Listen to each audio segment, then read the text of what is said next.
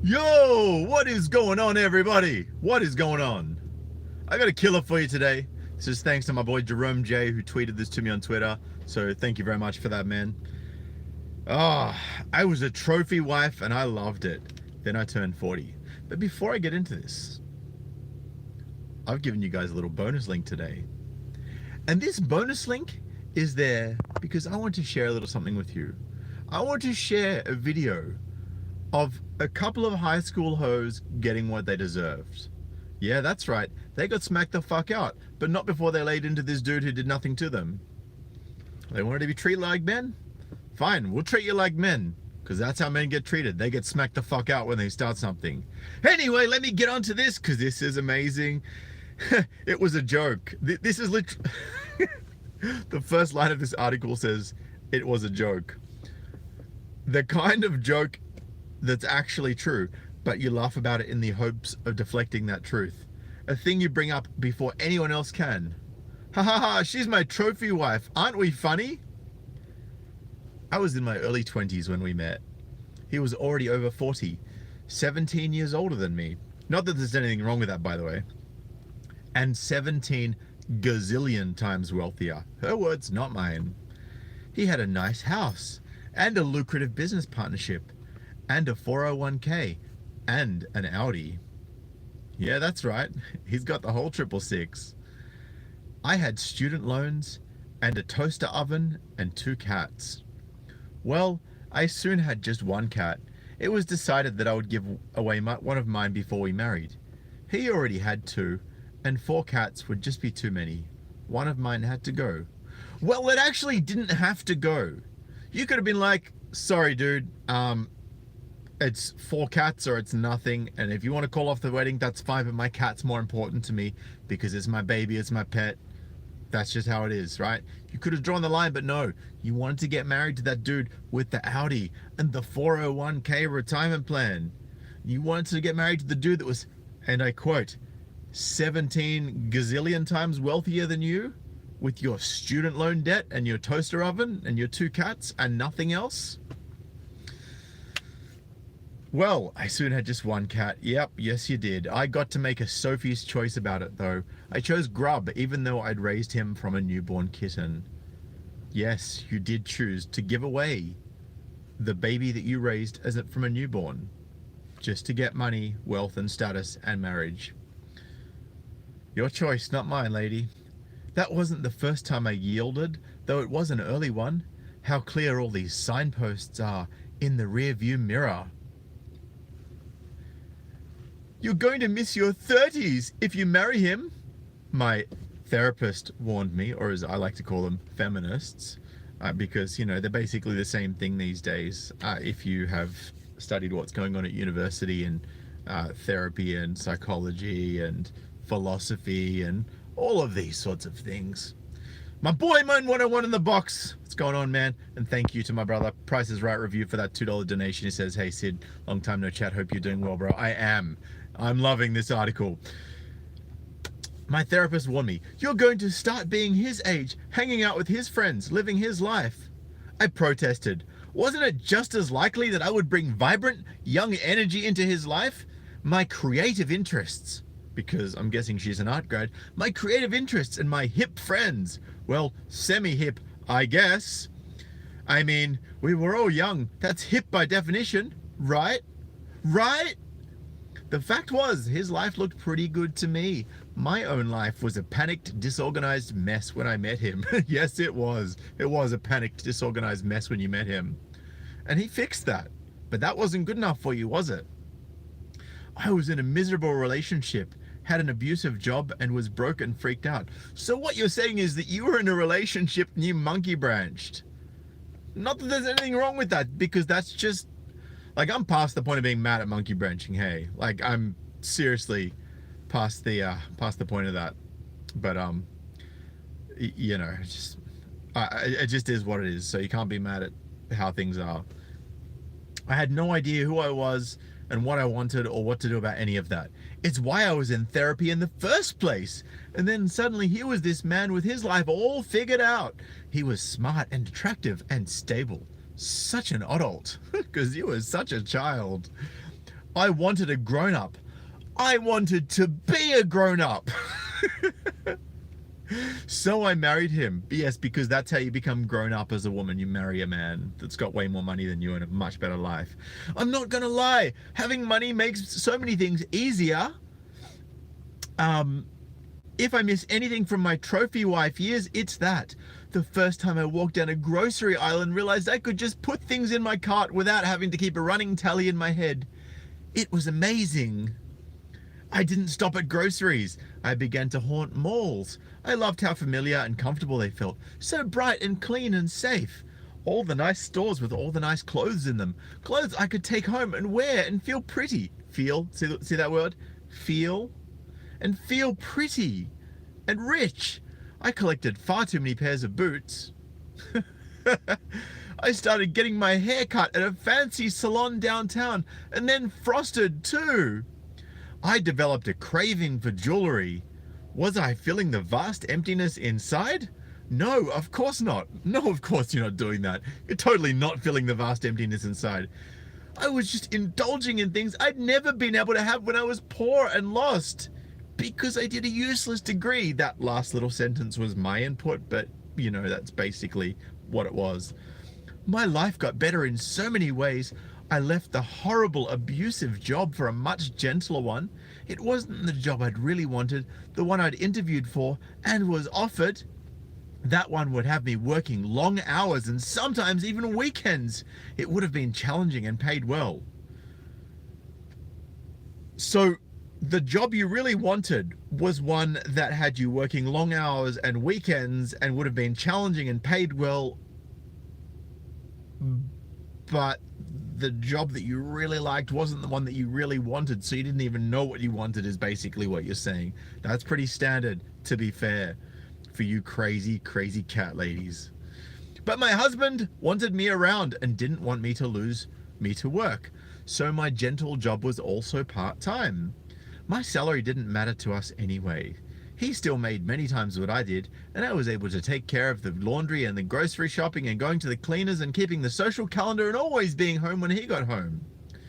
It was easy to, because it's such a tough life, just being home when other people finish work. Just already being home and already relaxing and kicking back and watching TV and not having to worry about money. Yeah, that's such a tough life. Such a tough life.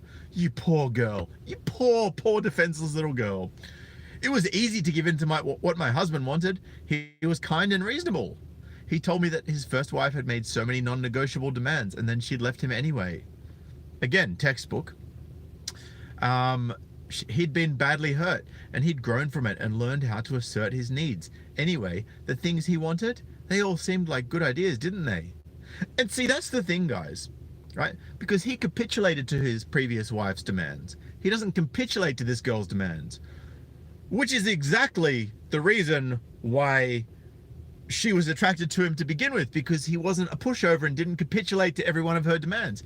Yes, he was a man who supported her, but he also drew the line where it needed to be drawn. Ezra Pound says, yo, Sydney, come hang in Adelaide. Man, you should drop me a Skype message. We will chat this afternoon. Because any of you guys in here in Adelaide, by the way, hopefully I will be down there soon. Fingers crossed. Like travel. Speaking of travel, Adelaide. My gentle part-time job was also very flexible, and God, how we traveled. All over the US and abroad as well. Paris many times. London, Cyprus, Sydney, Geneva. It would take me half a page to list all the places we went. His job sparked a lot of the travel, and then we'd add on a week or two if the place was interesting. You are like so totally loving it, said the young woman I hired to house sit for us during these many trips. Not paid by you, I'm guessing, paid by somewhere else. She wasn't wrong. I enjoyed it. Who wouldn't? I met other pampered wives at my husband's work meetings. We toured Buckingham Palace and met rock stars and dined in world famous restaurants. We stayed at a resort where the swimming pool came right up to our patio and all the women swam topless. Hey, you got my attention now. We took helicopters and river barges and safari jeeps to amazing places. Yes, you did. We lived plenty well when we stayed home too. The wine was always first rate. Sorry, I must be a white supremacist because apparently this is not the OK symbol. We dined out a lot too. Sorry. The wine was always first rate, and we were both accomplished cooks. We dined out a lot too in our city's fine restaurants. All that bounty could make a person fat, so we joined the city's premier gym and hired personal trainers to help keep us slender for our fancy clothes. Yeah, the fancy clothes that you didn't have to pay for. I was good at my gentle part-time job, and though I turned down one offer to move up the ranks, I accepted the next one. My husband was proud of me. The job still wasn't high-powered or demanding. It was at a university in an interesting academic department. And which academic department was that? Was it gender studies? Was it sociology? Was it philosophy? Because if it was any one of those, I guarantee that you started to turn into a feminist. Didn't you? Yeah, that's right. Yeah, you heard me. It's exactly what started to happen. Let's continue. That's what a trophy wife is, after all. It's not enough that she must be young and attractive. She must also be smart and accomplished. Oh yeah, I can hear the feminist in you. We were living the dream. Our home was beautiful. Our cars were shiny. Our cats were fluffy. And our passports were up to date and full of stamps. Friends would open conversations with, so when's your next trip? We were like, so totally loving it. And then, oh, this is where it gets harsh. And then I approached my 30s. Then I entered my 30s. Oh, the sexual market value is starting to, which would be fine if you were nice and you weren't a feminist. But I think I know where this is going. My new position at work got a little bigger, crept closer to being full-time, and had more responsibility. Email became a thing, so I could think about work stuff even when I was at home. I was good at what I did, and I enjoyed it. It made me feel smart. It made me feel well, and made me feel accomplished at something that wasn't about my husband and our life together. Something that was mine. Not only that, but I remembered how much I'd always wanted to write. I mean, I hadn't forgotten that exactly. There had just not been any time to devote to it. Yeah, with all that traveling and all of that, things getting paid for by someone else and everything. Sure, I'm sure you didn't have any time at all. Yeah, what with all the traveling and the chores and errands and our busy social life and the increasingly full-time work and our cocktails together after work, and the gym and the yoga and the haircuts and color appointments and see, you totally didn't have any time. You couldn't have cut out any of those because they're all 100% essential, aren't they? My husband encouraged me to write. After all, writers are intellectual and successful. Can you start to hear the feminist? Can you start to hear the inner feminist creeping out? Writers are intellectual and successful. Yeah, just like Kate Mulvey, the writer. You know, 50 something, and she's too witty and clever to find a man. Yeah, it starts to sound like you're heading down that track, lady. What better trophy could there be than a young and lovely wife? No, you're in your 30s. You're not really in the young category in terms of the sexual market value anymore. What better trophy could there be than a young and lovely wife who managed to pen an elegant bestseller in her spare time? Now, I'm not saying that my choice to write about witches and magic was what killed our marriage, but it didn't help. Wait, witches and magic. An elegant bestseller about witches and magic. I don't think I've ever heard of that before, and I don't think that. And by the way, I'd just like to say a massive thank you to Trilicto. Says, drink one from me, mate. Greetings from Lithuania with a £10 donation. Thanks very much, brother. I appreciate it. I thought you were going to write literary books, he complained mildly. Isn't that what you read? And then after I'd pressed him to read a draft of my first novel, he said, I'm sure it's very good, but it isn't my thing. Well, if it's not his thing, it's not his thing, right? A gentle rebuke like that would have put me back on my heels in my 20s, but I'm in my 30s now, so you can't put me on my heels. No way. I'm a strong and independent woman that has everything paid for by you. That's about as hard as he had to push me to get me to give grub away, to turn down that first job offer, to pass on the first promotion at the university, and to wear more Brooks Brothers and less Express, not to mention less eccentric vintage.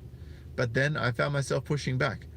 By the way, there's nothing wrong with a woman pushing back as long as she understands that that might change the dynamic. I'm just saying, just putting that out there. Like, I'm not attacking anyone. I'm just saying, understand that if you want to give up that life, then this might be the way that you might end up doing that. I was big. Then I found myself pushing back. The witches and warlocks and magic and fairies and darkness wanted to be written about. It was the story I had in me, the thing that felt right. I was beginning to find my voice. I'm not there yet. I don't know if it will ever be there. I think it's a practice, something that if you work at it, you're forever becoming. I'm growing into myself. Myself. There, in my 30s, began a long, painful process of becoming the sort of person who could even write that last paragraph. It was awkward and unhappy, and I'm not proud of a lot of parts of it. I became super aware that something was missing. Something huge was missing in my life. Something that boots and jewelry and travel and Jen weren't beginning to fill. I looked in all the classic wrong places for that something. I had affairs. I doubled down on the acquisitions. I even bought a little red sports car. I still have it. It's a great car, but at the time it only solved my specific transportation and parking problem. Did I miss my 30s? Was my long ago therapist right? Well, I did important work then, if ungracefully, and I learned a lot. And I even had fun amid all the chaos, uncertainty, and distress. Oh yeah, such a stressful life, flying all over the world for free. And having everything bought and paid for. So stressful. Does anyone do their 30s right? What's that supposed to look like anyway? I just knew that, as Terrence Pop says happened with his ex-wife, I wasn't happy. I didn't have any friends that weren't his friends, and often they were older than he was. We didn't travel to any places that I had dreamed of going.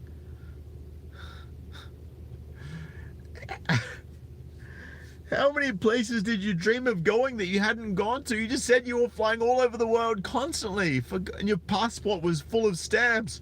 There's no pleasing you, woman.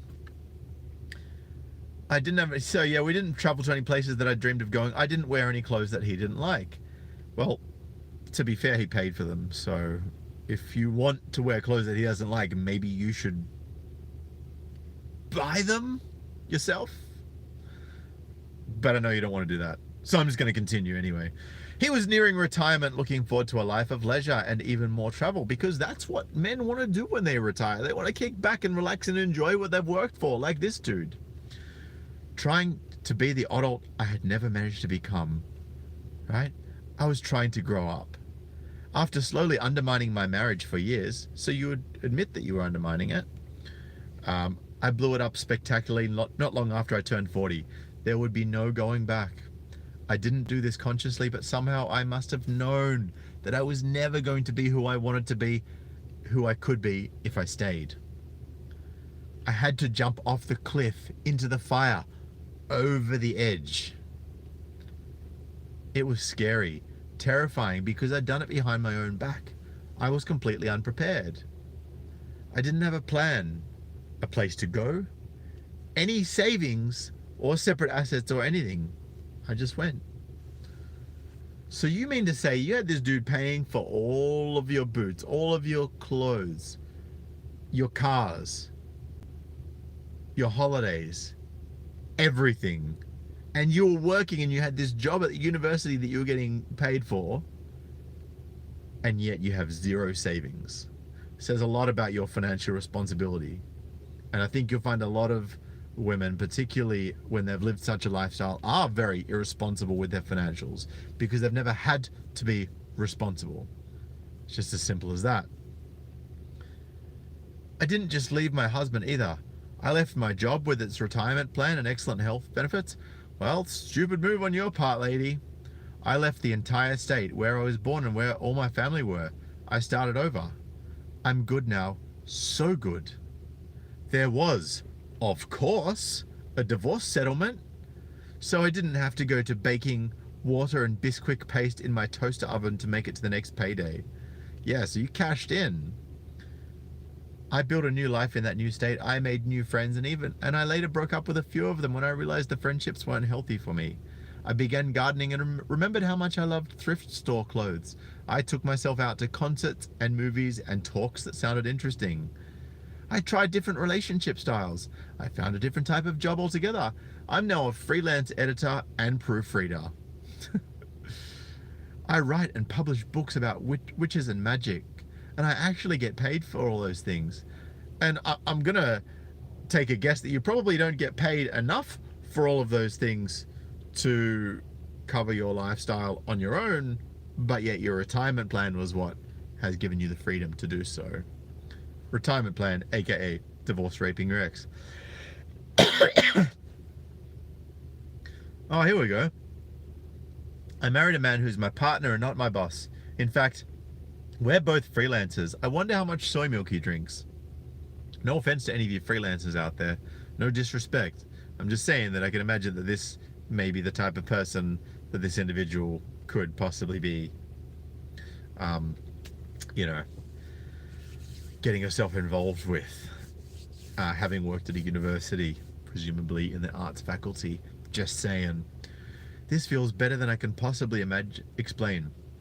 Even in this area of uncertainty, I'm my own trophy now. Well, being over 40, you might need a bit of a polish, love. I think you've probably gotten a bit tarnished over the years. But, you know, look, as the saying goes, men are born poor, women are born wealthy. Because women are born with their fertility, they're born with their youth, they're born with their looks. And that is what can get you in the door with these types of men to get the cash so you can set yourself up, which you did, right?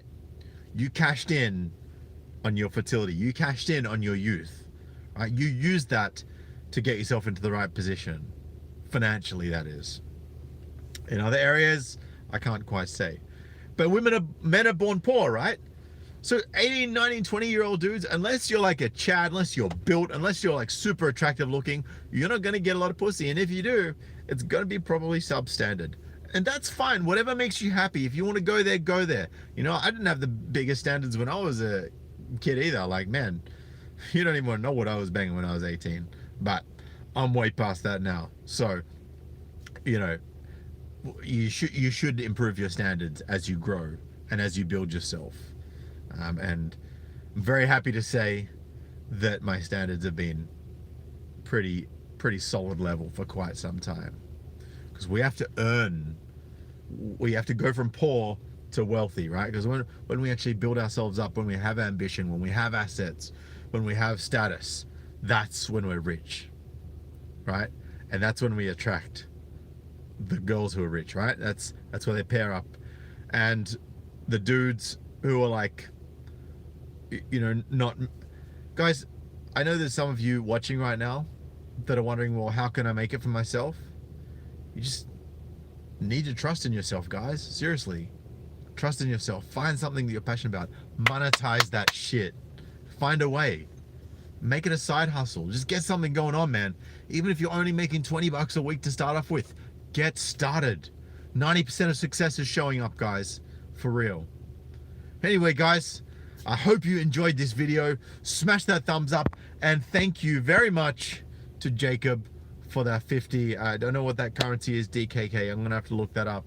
In fact, yeah, I'm gonna look that up. But man, I appreciate the donation regardless. If you want to donate, any of you guys, you can head on over to paypal.me/SydneyMGTOW, patreon.com/SydneyMGTOW, and subscribe star.com/SydneyMGTOW. There's crypto in the low bar below.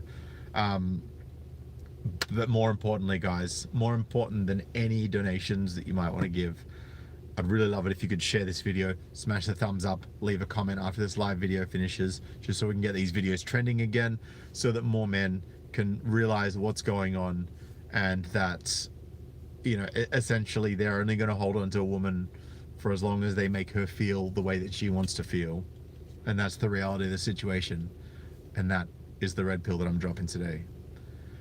Anyway, guys, thank you to Men 101. Thank you to my moderators.